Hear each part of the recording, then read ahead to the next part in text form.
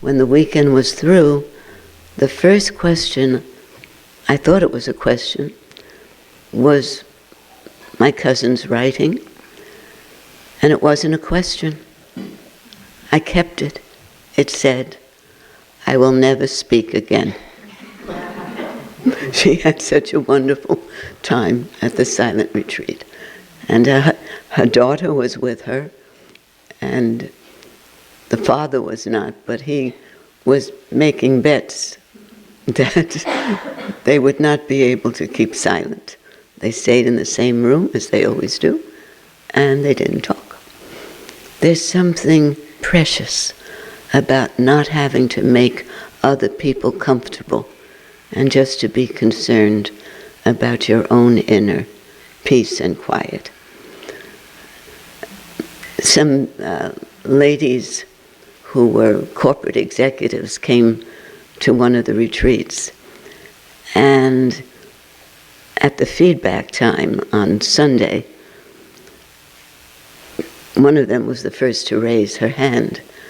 These were all vice presidents and executives, and she started to talk, and she burst into tears. Finally, when she collected herself, she said, "I've never had since childhood the feeling that so many people were taking care of me, looking out for me, giving me the right food, looking to see that I came to program, available when I had a question I could write." They felt affection and cared for, and that's what our staff does for guests. We were trained actually by Sri Ramananda that the guests are God, and never forget that. We have to come second.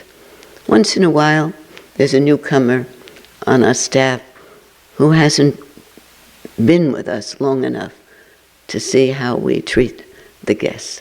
And that's handed down from Sri Brahmananda. He used to pull the cushions out from under us to give it to a new guest. "You do not need cushion. She needs cushion." We pull it out. That's the way he was. So Karana, may I have the first question? I'm very glad to be here, as you can see.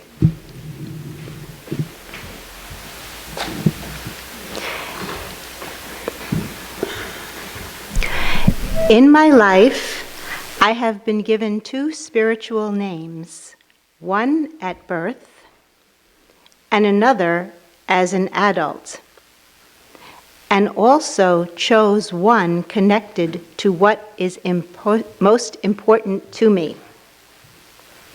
I have not yet fully embraced any of them, yet there is an inner urge and prompting that keeps returning and urging me to do so. I want my name to reflect my essence. What do you recommend? Can I expect a slow or rapid integration of the name into my life? Thanks. This seems to be going to sleep. It is going lower and lower. This microphone, Surat. It's my voice. You know, I sometimes fall asleep listening to me. So the microphone did likewise. What came first? Did we come first, or did the name come first? This is not for you to answer. You're in silence, and it was a rhetorical question. A Sanskrit name, Sanskrit is the language that is called the science of vibration. So our name is not something that suits our personality. Our name in Sanskrit represents our frequency. And it is the name that we had lifetimes ago that a guru in a different form presented to us as something we should strive for. This person who's asking feels that she should be striving for this name to be rewarded with using that name, which is not the way it works. The name will gradually be yours when you're not comfortable with the other name. And now she or he has a name that was given at birth. Guruji sometimes gave 2 or 3 different names to the same person because it represented a jump in the frequency. So the name is just there, ready for you to use when the other name, or the other name being representative of your other life, the worldly life, no longer feels comfortable to you. Sri Brahmananda was I have no Sanskrit name. Some other guru gave me a name. And my story is that people began asking Guruji, why didn't you give Joan a name? And he went, if she wants, I will give. She's never wanted. She's never asked. So when I was alone with him, I said, Guruji, I think now I would like a name from you. And he said, but I think someone else gave you a name. And it so happened that Swami Satchidananda had given me a name, which I won't tell you. It's a very high name. I won't tell you because I said to Guruji, but I want a name from you. You're my Sadguru. Swami Satchidananda is one of my gurus, but he's not the one for whom I feel, or with whom I feel the deepest connection. And he said, well, what name did Swamiji give you? And I told him, and he went, so? I never found out what that meant. What did he mean by so? I went, okay. And I gathered that he would give me a name one day, if that did not become my name for too long. Well, Guruji left his body about, 23 years ago, I think, something like that. I don't keep track of it because he may have left his body, but he never left the ashram. So I don't keep track of when he left the body. It doesn't make sense to me to even think about it, because he would go in and out of his body even while he was physically here with us. We would see it. He would show up somewhere else. Someone would experience him in a dream or standing at the foot of the bed, just blessing. So many stories came about, and I myself had stories like that. So when a name is given, it's because the guru or someone authorized. If you don't ask for a name and it's given to you, it's because the guru senses you are moving slowly away from your material life. You can be in it, you can be a mother, you could be a father, you could be a daughter or a son, or have children, and do all that's needed. But a great part of you is now moving so that whenever you have leisure time, free time, you find yourself moving easily, naturally towards the spiritual realms, where you just want to sit quietly and have no responsibilities, no problems.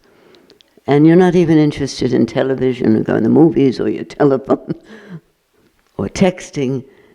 It just falls away. And I'll say one other thing, that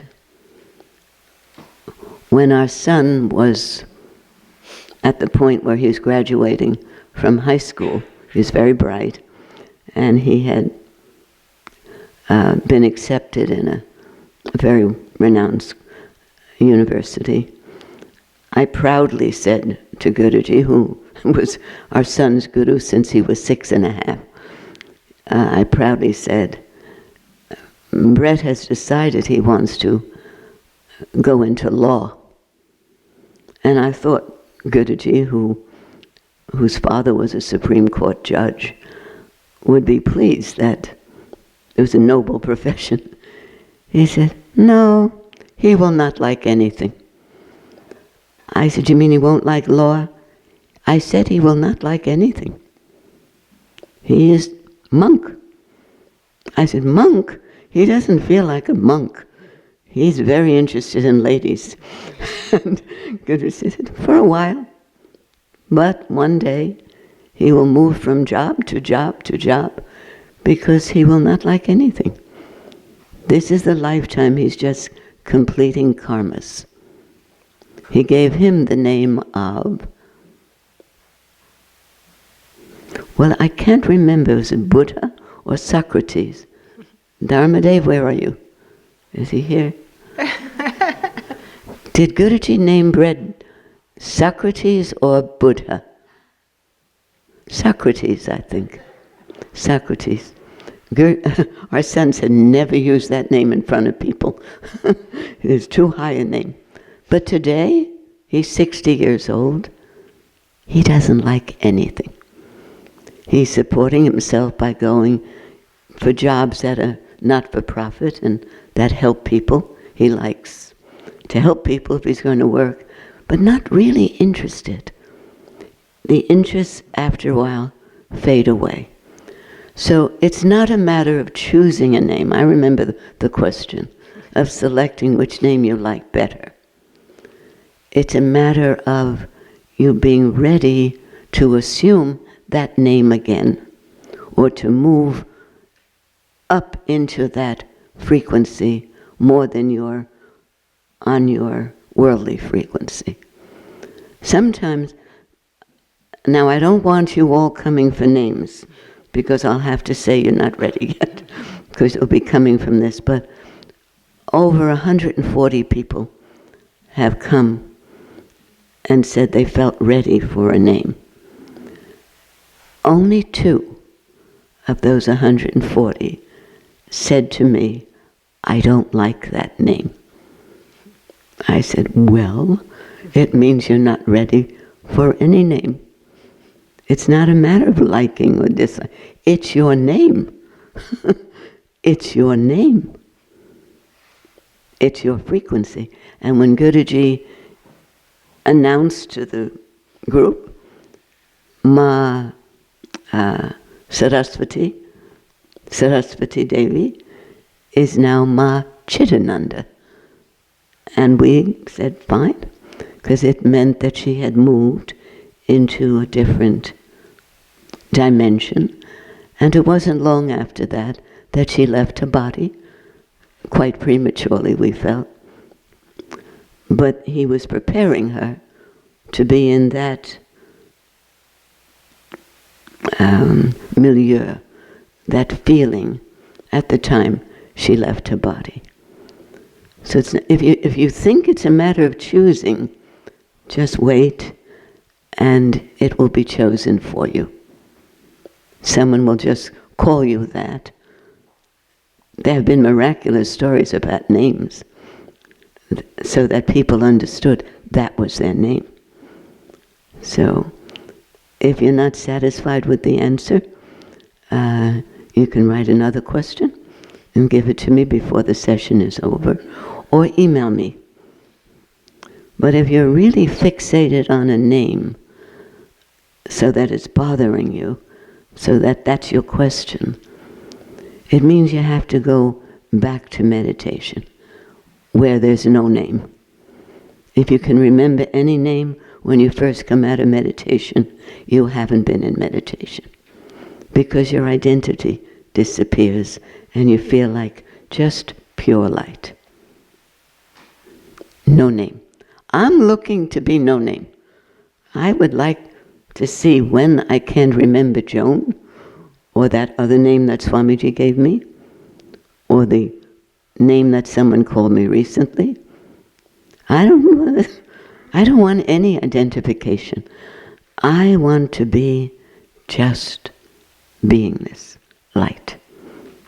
But that's still a desire. That's why I'm not enlightened yet. I still have that desire.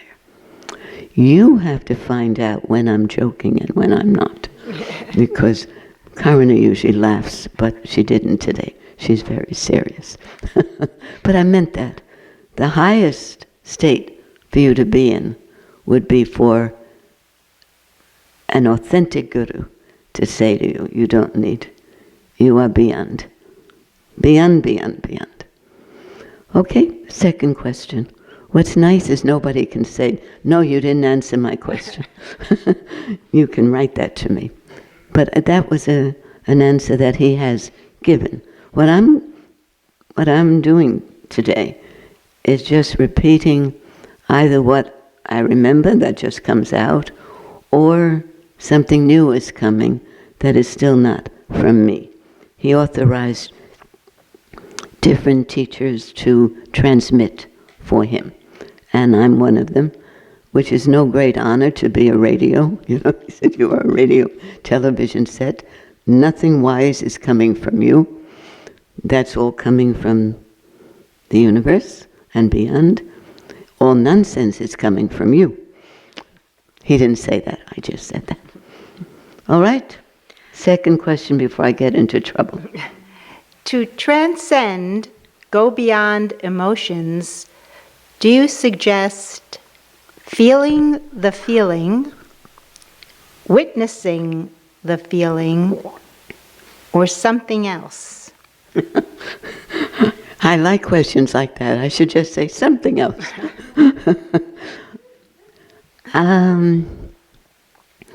Again, read it again, Karana. She wants something, or he wants something. To transcend / go beyond emotions, do you suggest feeling the feeling, witnessing the feeling, or something else?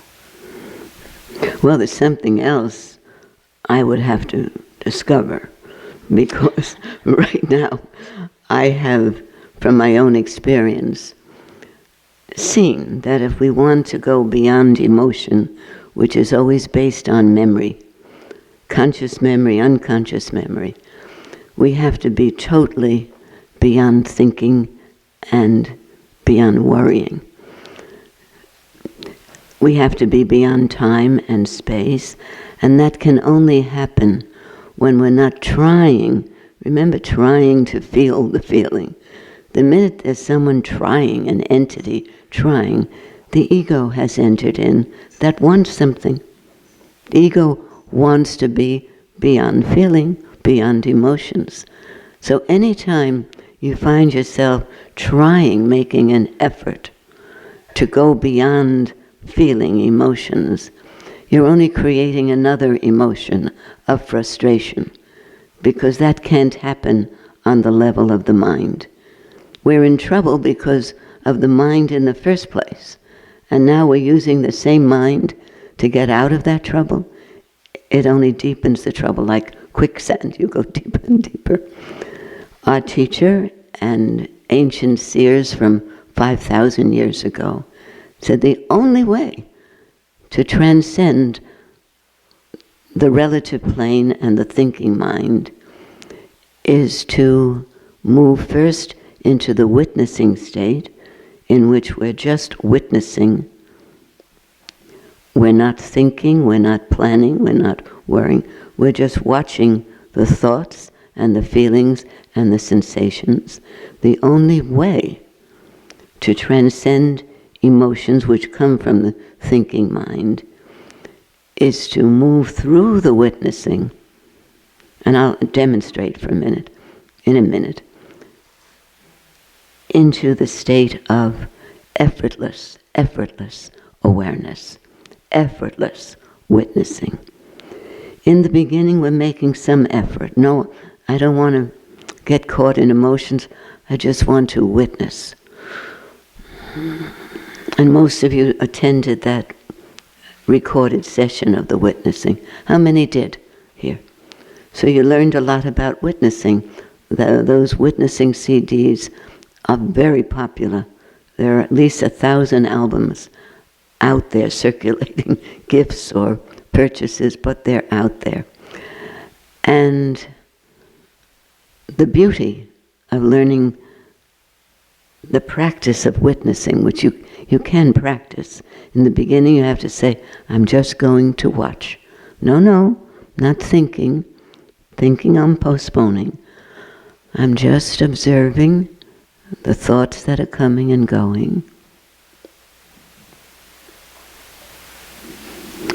The sounds that sometimes come between the thoughts, or sensations in my body, or thoughts.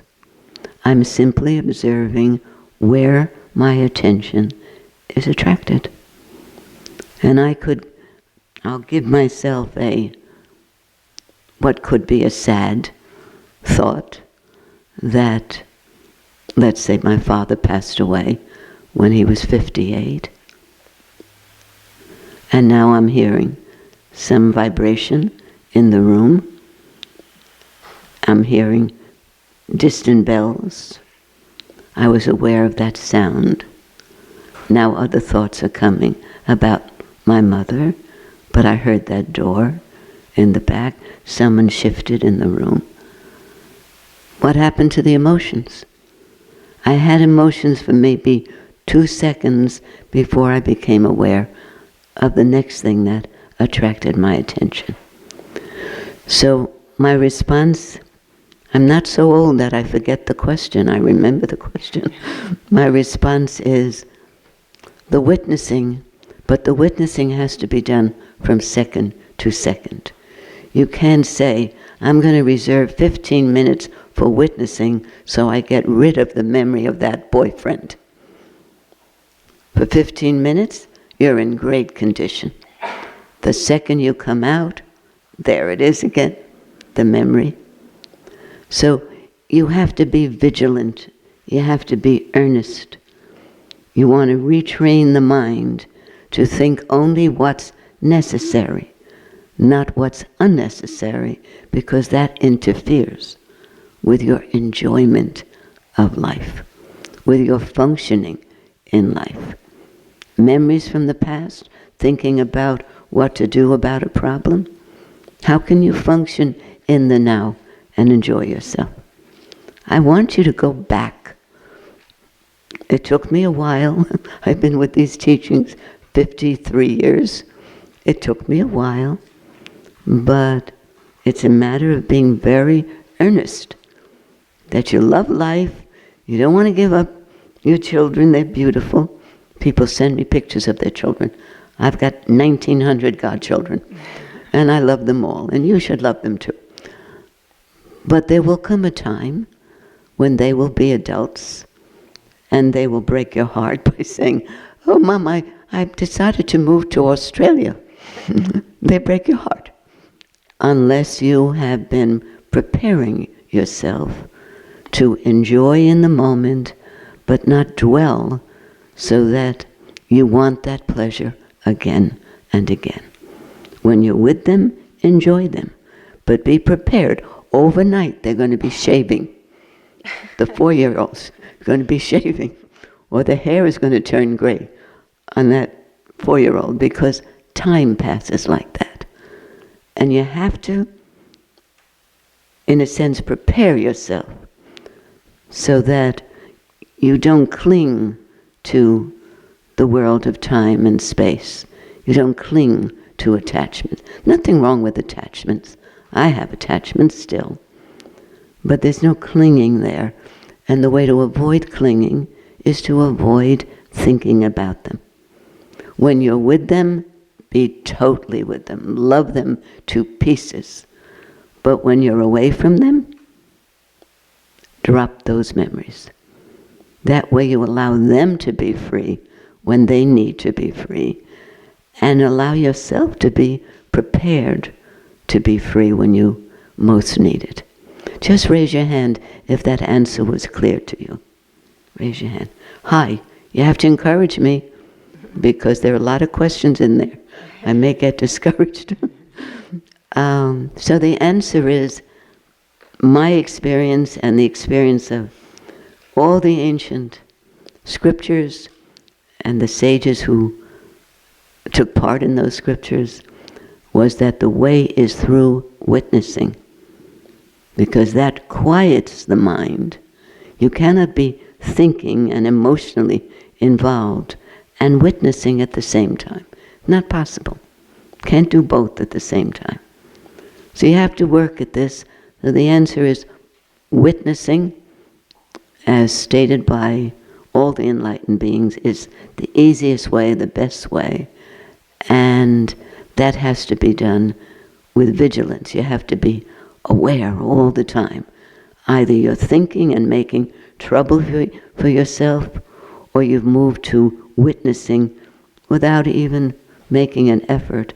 There comes a time when you're so established in the art of witnessing, you're doing it without even knowing it. Because you're allergic to thinking. You found out thinking creates a rash. Thinking creates the flu. Thinking creates loneliness. All kinds of things. The more you watch what happens to your peace, just because you're thinking and allowing the thinking to go on, the more you do become allergic to it.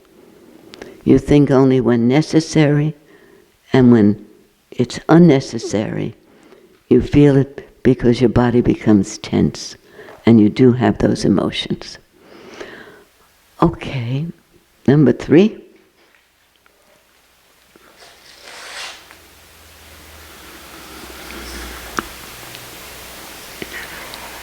Could you offer any suggestions for how to stay connected with Guruji and the I Am when we are back in our home environments? It's so much easier here at Ananda. Usually we're busy, right? Busy people. And we're busy, usually, as I said, making others comfortable, doing service of some kind, being concerned about people we love. We're busy all the time with these matters. When someone asked Guruji that same question, that's why I was smiling. Guruji, when I'm here at the ashram, I feel so close to you, I feel like I'm inside you, and you're inside me. It's so easy to feel connected to you. What's wrong with me that I don't feel you? You say all the time you're connected to us. He said, I'm connected to you, but when I try to call your number, your line is always busy. I get a busy signal when I have image of you. And we all laughed, but later we realized it's true.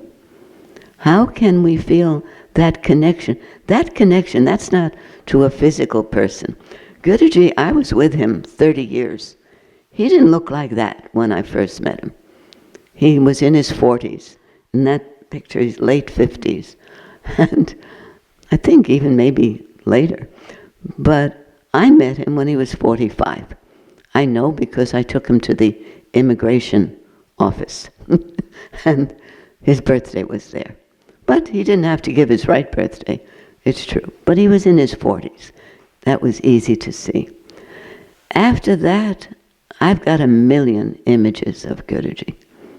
I've got images in meditation. I have images of him at the circus. I have images at him in Florida and Hawaii. Upset and totally beyond time and space. All these are images. He changed physically from minute to minute because there was a different movement going on inside that was manifesting physically. So we had to watch him right in front of our eyes. He could be 22 and then move to 202. That's what would happen, depending on where he was as a mystic, as a yogi. So it's not the physical guru we connect to. It's not Ramamurti Mishra. That's gone. He had several names. Talk about having names. We called him Dr. G when he was still involved in medicine at Bellevue Hospital. Then he was Dr. G. That was our pet name. Then he was Sri Ramamurti. That was another name. Then Guruji came. And once in a while, in the beginning, he was Dr. Mishra. We called him Dr. Mishra. because we didn't know any better. We were brand new. Yoga was not popular, was not well known way back then. So this was all new. We had to find out what a guru was, let alone Sri Brahmananda, which was his final name given by Sri Gangeshwarananji, one of his great gurus. So, let me come back to the exact question, staying connected to Guruji. Guruji is as all authentic gurus are. Pure consciousness. They take on these roles. It's like if you were an actress. You look like an actress. You look very artistic. Supposing you told me, I could only get this weekend off. I'm in Hamilton. We have somebody from our family here who's in Hamilton. We're very proud of her. But you said, I'm in Hamilton. I said, oh, really? What part are you playing? I don't know the show, but supposing she said, oh, I'm playing the part of the grandmother, the young girl. But I'm looking at you, you're beautiful, you're young. Then you play a role. Well, our teachers tell us we play roles here too. We play the role of girlfriend, boyfriend, mother, father, daughter, teacher, student. We wear different hats. And we're great in every role. But we never lose track of the fact that it's not me. I'm not born to be just a mother, or just a wife, or just a husband, or just a student. I'm intent on finding truth. And if you have an authentic guru, that guru wants you independent. He wants you understanding that in each and every lifetime, it's our topic for tonight. Topic is a question, what was the cause of my taking birth? What was the cause of my being born? That's one of the topics. Another topic is the impossible dream. That's the name of the story. It's a juicy program tonight. I know I have a captive audience, so this is not the commercial. I'm just letting you know. Tonight's program is made of delightful readings. But Guruji is not a man. Guruji is not a teacher. He would tell you I'm not a teacher. I am a transmitter. What is coming through me is what is being transmitted from my Guru, Sri Bhagavandas, to you. But I never claim to be the author of those teachings. That's in the atmosphere coming to you magnetically. So the best way to stay connected to Sri Brahmananda or to any Guru who represents your inner Guru, your Sadguru, who will never abandon you, is to keep your mind quiet and empty. Because most of the time we're a radio from Radio Shack. We're not a really powerful transistor radio that can connect to all countries. You pick up those programs. We've got to become a cosmic radio. So anytime we turn that radio on, by means of meditation, chanting, just being quiet, you'll be automatically connected to not only this Guru, but to all the people who are in that state, and to all the high programs that are coming out of that state. Some of you know the book I Am That, do you? Raise your hand. Sri Nisargadatta Maharaj was uneducated.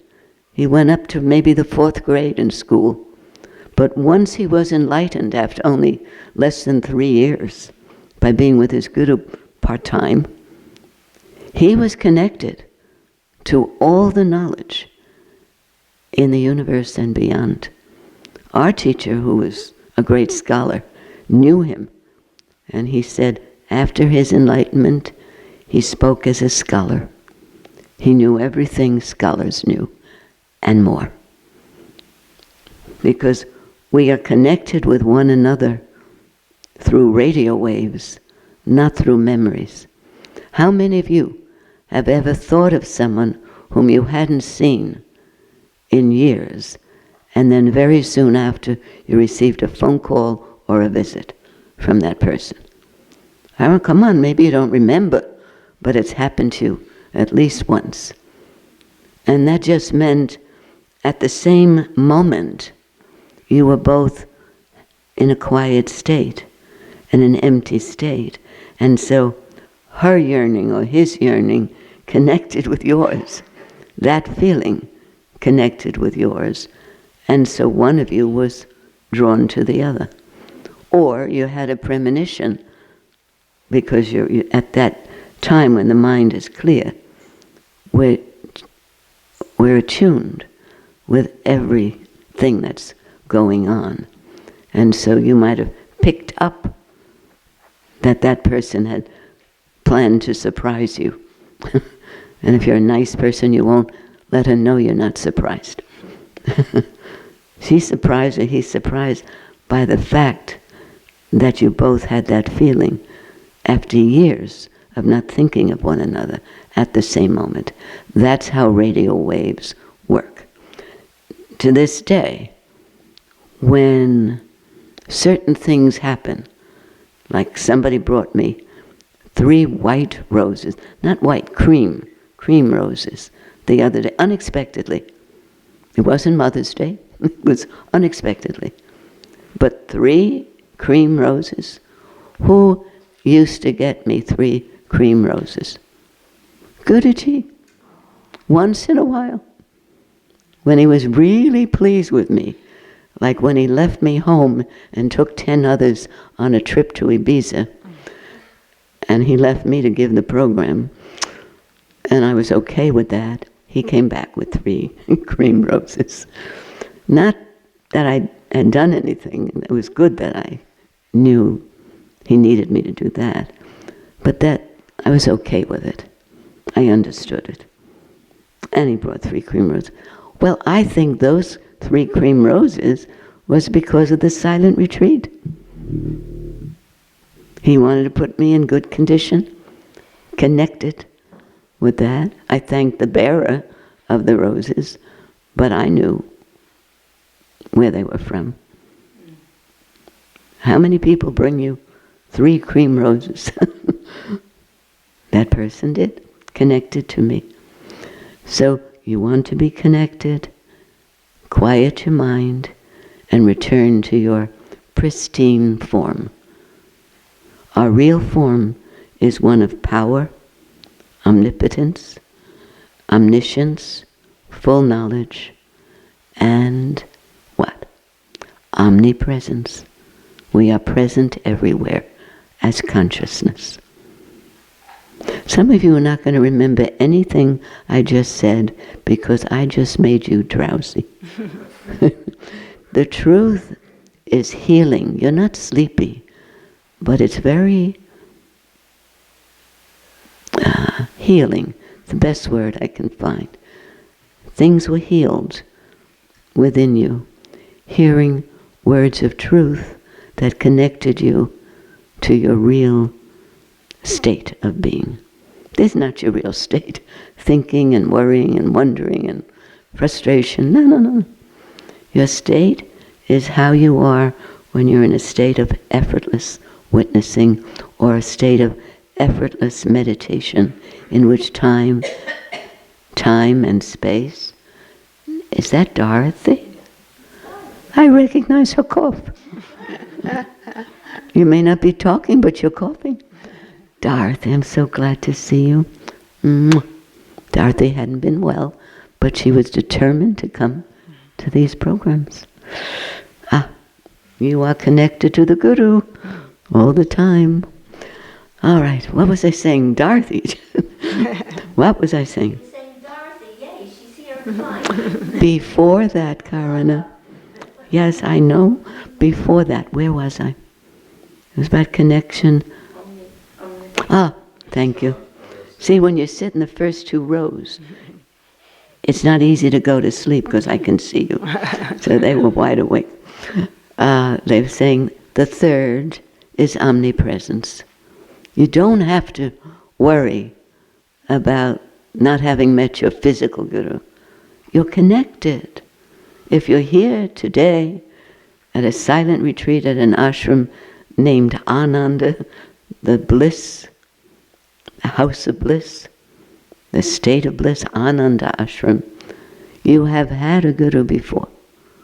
That connection is like the whine of a love dog for its master. I just said that in the city program. That's a Rumi poem. Listen to the whine of a dog for its master. That's the whine of a love dog.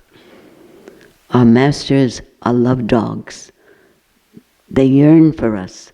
They chase us. They follow us. They come in our dreams in different ways. We may abandon them. They never abandon us. You have been at the feet of a master in other incarnations, and that longing drew you back today. You may have thought you came for another reason. You're longing for that peace. You're longing for that power that you are. Not that you've lost, you are that. But it's become veiled over by clouds of busyness. We were coming in the car, it looked like a lovely day until we saw a big black cloud. And that changed our thinking completely. Because that's what happens. An emotional problem comes, a problem of attachment, and your day was beautiful, your life was beautiful, but that dark cloud covers your light. Mm-hmm. And your light gets submerged in that. I could talk on this topic, connection to the Guru, for another 3 days. Next question. She's a good reader, isn't she? Nice and clear, Karana. Thank you. What would be lost if Vedanta teachings were learned in English rather than Sanskrit? How do we make the teachings more accessible and appealing to the Western world? It's such a nice question. Do it again. What would be lost? What would be lost if Vedanta teachings were learned in English rather than Sanskrit? How do we make the teachings more accessible and appealing to the Western world? It's such a nice answer. Guruji has given it. Guruji, mind you, was one of the greatest Sanskrit scholars in the world. Probably one of the top 3. Or maybe the top one. They came from all over the world to sit with Guruji, the Sanskrit scholars, because his was like Shakespearean Sanskrit. What would be lost? Absolutely nothing if they were only given in English. What would be lost if they were only given in Sanskrit before English-speaking people? What's the answer? Don't talk. Nothing. Because language is not what conveys the meaning of these scriptures. The Upanishads, another name, the Sanskrit name for scriptures, means literally sitting near the teacher. Sitting near the teacher doesn't mean sitting near and listening to scriptural knowledge. Sitting near means absorbing the presence of the teacher. Language sometimes gets in the way. So much more powerful to sit with the teacher. Sometimes Guruji, in going over the scriptures, and we loved it because he went to the origin of the words, as no other teacher did who came to the ashram. He went to the origin. And yet, he would be so moved by the words themselves, and we were hanging on the words because it was his power, it was his feeling underlying those words that were reaching us. The power, the feelings reaching us. But he would say like this, now we need silence. And we'd go into silence with him and be flooded with light and color and warmth and love. Everything would come in because we had been prepared by the words. Everything came flooding in. And then he'd open his eyes and he'd say, now we will just chant. I'm no longer in the mood to talk. Because he had gone beyond. So nothing is lost when we're moving through language. It's like fine-tuning. I just have to listen to our Sanskrit teachers chanting. In less than a minute, no matter what I came into the room feeling, instantly, I've been listening to them for 20, 30 years. At the first sound from the harmonium, everything dissolves. Because sound is a better carrier, transmitter, than words, than language. Sound.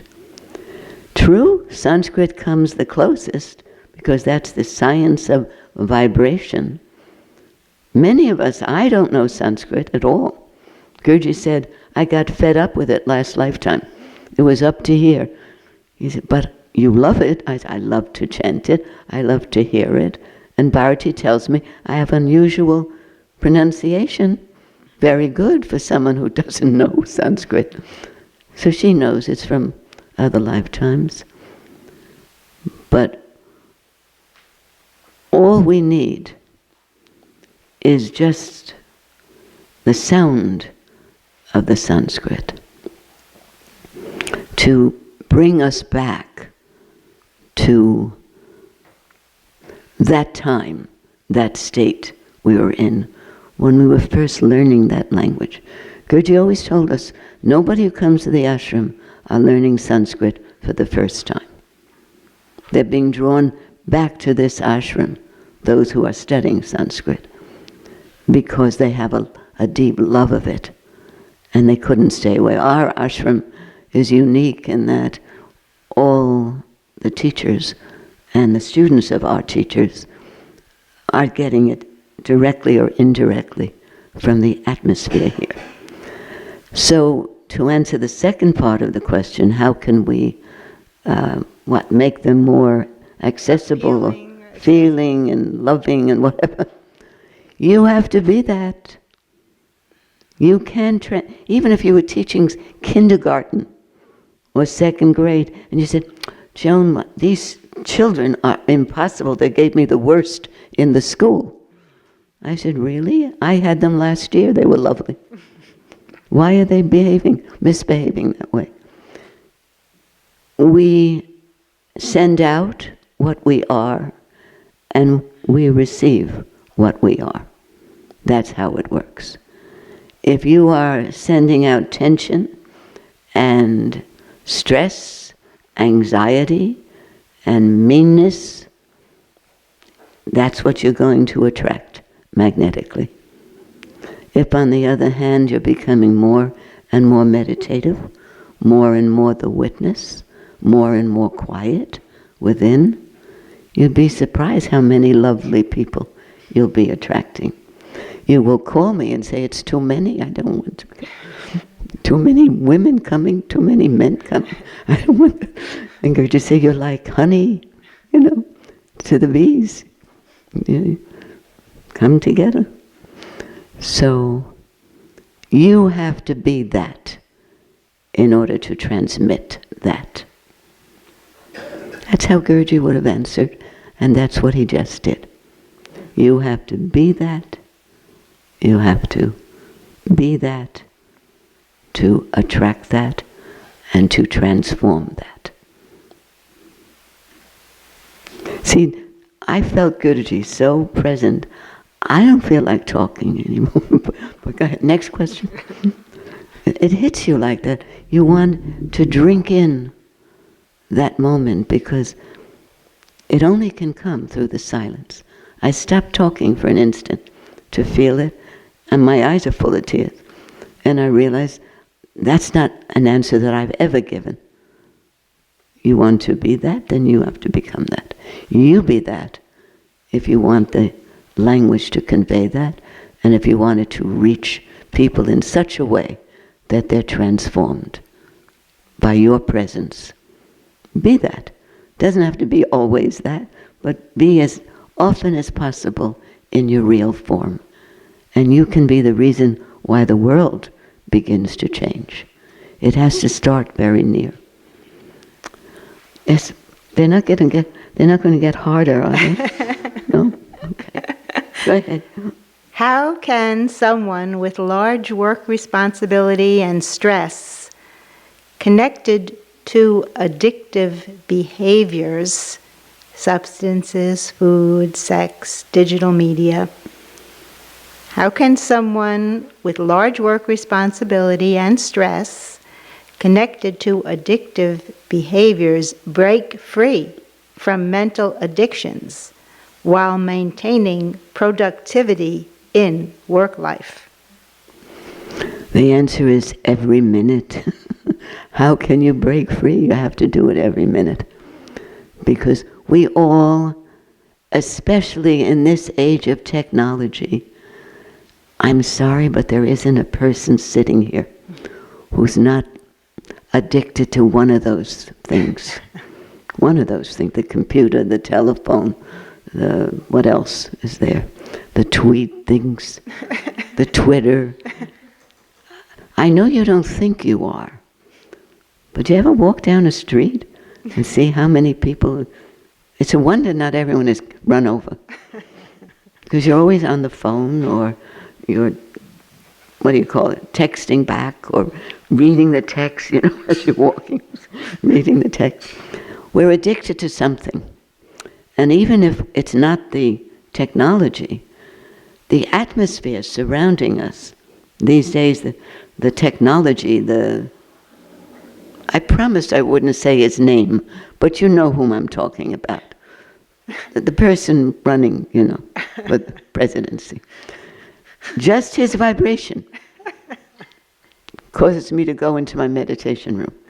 By accident, I saw him on television, said, I had to go running to meditate. The vibration is so bad, and I'm so sensitive. We're all addicted to something. Some of us are addicted to meditation. That we can't work anymore because all we want to do is meditate. I'm not looking at someone who has several jobs. But this is an age where we have seen more violence as a city than ever before. Ever that I remember. And more fear than any other time. Our children are afraid, and children were never afraid. I was a school teacher, they were never afraid of anything. And so we're addicted because we're looking for those things that will bring us joy and peace and happiness and distraction. It's because we're living in so much chaos that we find ourselves addicted to food or to sex. And the sex is always available on computers, on this and that. They make it easy for people to become addicted because everybody wants to experience pleasure. But my first answer applies. You have to recognize it's a constant struggle. And the ones who succeed in overcoming that, including the great responsibilities we have and the work we have to do. I had all kinds of responsibilities. I was working 30 years in the world. Different things, but none of which I really liked. But I had to be responsible. We had a child who would be going to college, and so I was doing things I didn't want to do. So I became addicted to other things. Luckily not destructive things, but I became addicted when I was learning meditation. I really was always looking for the time when I could finally pull out and do nothing. I didn't want to do anything. So that became something I had to watch because I had responsibilities. So if you want to put an end ultimately to addictive behavior, whatever it may be, some of it is not so bad. Some people are addicted to serving others, and they don't ever quiet their minds. They love the gratifying feeling that comes from serving others. They're the do-gooders in the world. They can't be happy unless they're serving. But meanwhile, the day that their service is no longer required, what happens to them? They're wrecks, because they're used to being busy all the time. So, how to break that pattern, I think that was the word used, how to break that pattern? By being vigilant and sincere about your determination to have a quiet mind.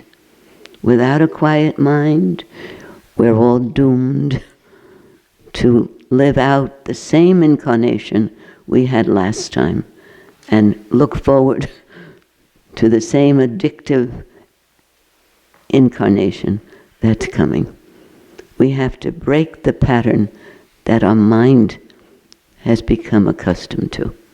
And you break it by dissolving it, recognizing you've got to recognize, as I finally recognized, that all our problems, all my problems, were due to my thinking. If I didn't think, I didn't have a problem. I didn't know sometimes the problem was changing and being solved without my even knowing it. That happens a lot when you leave things alone and don't interfere. But it took me a while to see that simple truth. That one minute I was great, and then I remembered an insult that someone threw at me the night before. In the old days, that insult might bother me a month, a year, a lifetime. Kept going back to what he said, what she said.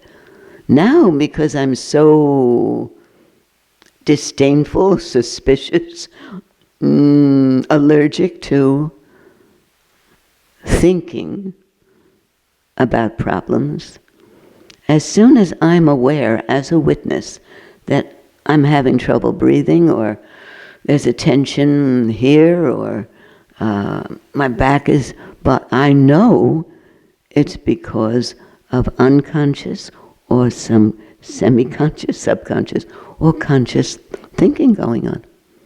And so I will make a concerted effort to witness.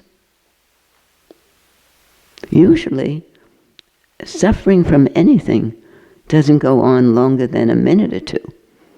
We can't stop the pain. There's physical pain, there's emotional pain. We can't stop that. But we can end the suffering due to that.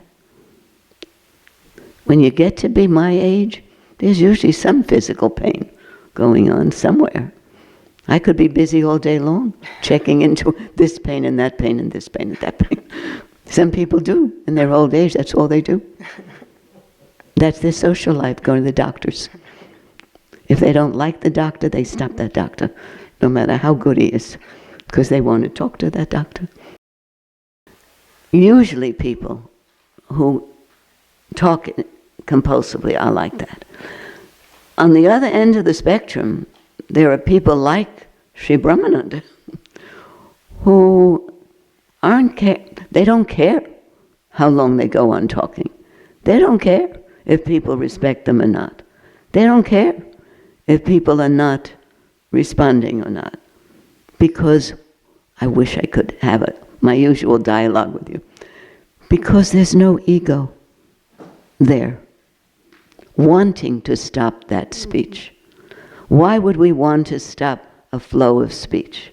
The poets didn't. Some of the greatest poetry came out of that flow. Hafiz, if you know Hafiz, He was known as the drunken Hafiz. He wrote the best poetry when he was drunk. Perfect poetry. But he had to write from a tavern. He would write in the tavern. So that may come out as a stream of consciousness of an artist. If you put that in a poem or a book, who knows?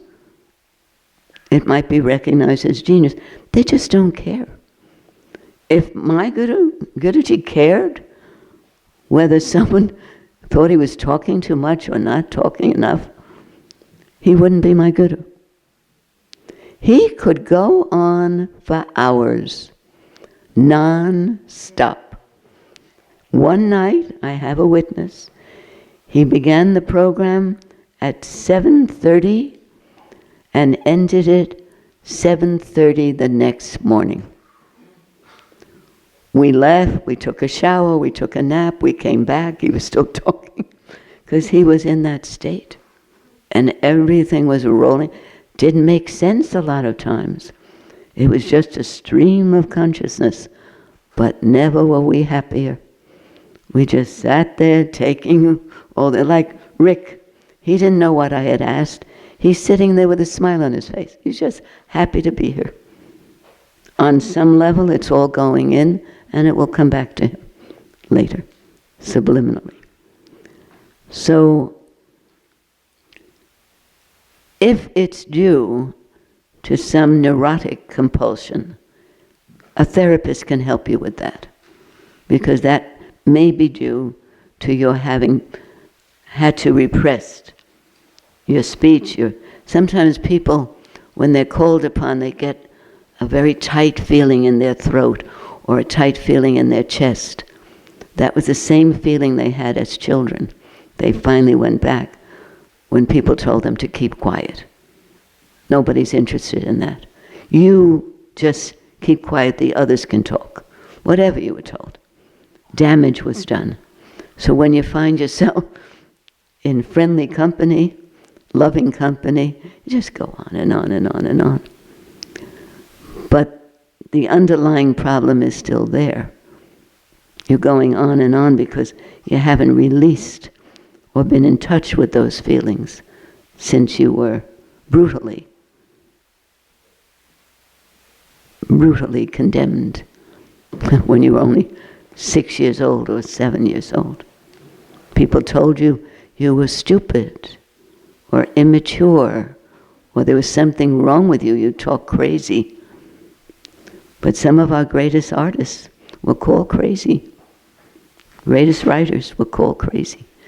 Edgar Allan Poe, after many drugs, wrote the most amazing psychedelic drugs, amazing stories. It was just on the Pit and the Pendulum. But he was called crazy by people in his day, not later. So, I've answered this question in a different manner. You have to figure out if it's really compulsive or it's just you're a creative being. I know somebody I don't consider a problem. He doesn't stop talking. He talks all the time. I love him, in fact. He's one of the students from the ashram. Occasionally he comes for a private appointment. I thought he had a question. No, he just wanted to talk. And the person he's married to usually doesn't let him talk that much. So it's not a problem for him. He just needs to express himself to someone who isn't judging. That, oh my God, he came and he never stopped talking. No, it's one of his adorable traits that he never stops talking. And after he leaves me, he's very happy. Got it all out. And then he says at the end, how are you? How are you feeling? Good. Oh, good. So find out if you're uncomfortable speaking that long, that much, and you're concerned about others' feelings, then you should see somebody who will speak to you on the psychological level. I think before you cut it off with meditation or witnessing, I don't want you to do that. I want you to explore why that problem is there. At least find out for yourself what a non-judgmental or a third party has to say about it, someone knowledgeable. And then you can either continue, or through meditation, through witnessing, you do become quieter because you're not remembering anything. Incessant talking comes from you're remembering this and this and this and that. And so you keep talking. So either you're enlightened and you have full freedom to talk because you don't care. Or if you're writing a note about it, you know it's bothering you and it may be bothering others. I would get to the bottom of it. There's some psychological cause behind it. How many of you agree with that? Raise your hand. I'm doing Gurdjieff's trick. When he would sit before an audience, they were half asleep because they were lulled by his presence. And they'd go, how many agree? And you're all little monkeys. What? That's what some of you did. I agree. So, but you have to agree because it is definitely what he would have answered. Sometimes it's a neurotic problem, psychological, and you haven't gotten to the cause of it. Once you do, it may fall away by itself.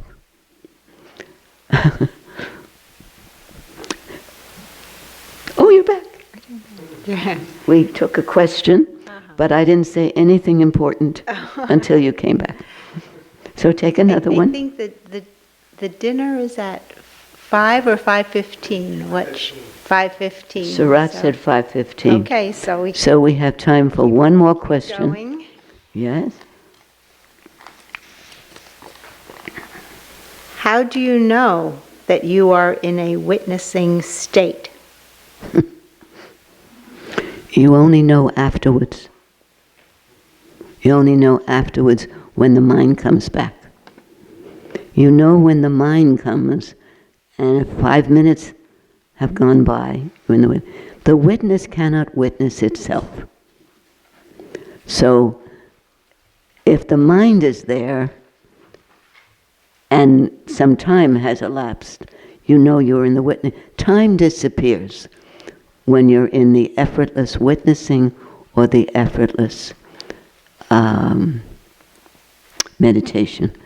And by the way, if you're really witnessing, some of you know what I'm going to say.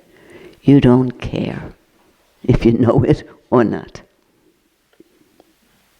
It's not important. If you're witnessing and you come up with that question, you know the ego just jumped in to spoil things. Just witness. Just be in love. Just eat your cake and enjoy it. Stop asking so many questions about why is there cake?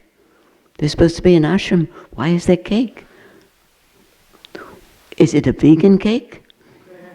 Who made this cake? Meanwhile, someone took your cake and there's no more cake. Just take the cake and eat the cake. The ego will always try to interfere with your conditioned self. We were stopped from having a good time much too early for most of us.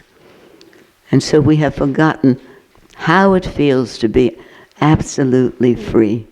And you know what you're free of? Other people's opinions. You don't need them, you don't want them, and so they don't bother you. That's the main thing. It may not be other people, maybe that wife or that husband or that son or that you care what they think of you. Don't care. Don't care. Unless you're on your husband's business trip and you want to jump on the waterbed, don't do that. I did that. I did that. And they loved it. Marvin didn't love it. But I was very young and I was happy. I jumped on a waterbed, Nobody joined me. And Marvin said, don't do that anymore. He was with the vice president, the president, and the manager. And the wives were there, and I don't think they approved. They thought I was childish. But who had the best time on that business trip? I did. because I like to play. I've always done that.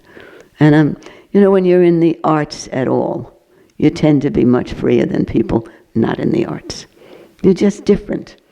They don't understand you, the other people, but they like you. And they think of you with great fondness, but you're childish, Not childish, you're childlike. They missed out. That was a great trampoline, great waterbed. Marv, do you remember that? Yes. Do you remember telling me not to do that again? Yes. Anyway, I never did it again because I love Marv. So it is now time, but if you've written a question and I didn't get to it, because I'll tell you these questions were very excellent. Excellent. I could not just stop doing it. I had to go into depth. And some of you are very tricky. You've learned after all these retreats, you can ask 9 questions on one little piece of paper. So that kept me busy with some of them. But if you want a question answered that we didn't get to, please remember joansuval@gmail.com. Ask the same question. Don't add new ones. Ask the same question. You can add new ones. Ask the same question or a new one or in addition to another. And write to me, joansuval@gmail.com. That's not difficult. Suval has one L. It's one word, joansuval@gmail.com. Ask the question. You may not get an answer within 2-3 days, because I get a lot of emails, as you can imagine, but you will get an answer. I never let any serious question go unanswered. All right? How many of you, this is a question I always ask, how many of you feel that you heard at least one thing that you can apply right away to change your life? This is wonderful news. See? It's very good to be like me, a child. You did? Yes? Rick, 2 hands up. Okay. All right, I have to ask, is there anybody here who's brave enough to tell me that after all this time you didn't hear anything of value? All right, still write to me if you this, because that's not good, because most of it, if not counting the nonsense, most of what was good, no, all of what was good came directly from that force that you know as your inner guru. So enjoy dinner. We're going to have more fun tonight and learn more tonight. I learn every time I offer a program, so I'm excited too. And keep up the good work, because your silence is very powerful. I could feel it when I entered the door. Don't give way to talking. And if you're having some memories come, let them come and let them go. A silent retreat causes those to suffer, causes those to surface and to suffer. Let them come and go. Do not dwell on them. You may even feel sad until tonight is over. Tonight is usually very lighter than the afternoon. Be lighter, there'll be chanting, there'll be music tonight. But in between, people have reported that a melancholy came over them the longer they were in silence. It's good. That's the real you. That's the real you. You're not melancholy. You are witnessing. And so you're having this feeling because your life may be running by you just during today. Many things may come back to you because your mind is so quiet and open that you thought you had forgotten. Let them come and let them go. You're beyond all of that. That's just your relative life, your relative you. I was going to say, you're better than that. No, you're more than that. You are the supreme reality, pure consciousness itself. You are omniscient, omnipotent, all-knowing, all-powerful, omnipresent. You're throughout this whole cosmos as pure consciousness. Don't limit yourself to I am Kalakarni, or I am Marvin, or I am Dorothy. You're a big fish in a bathtub. Big fish is always a mind.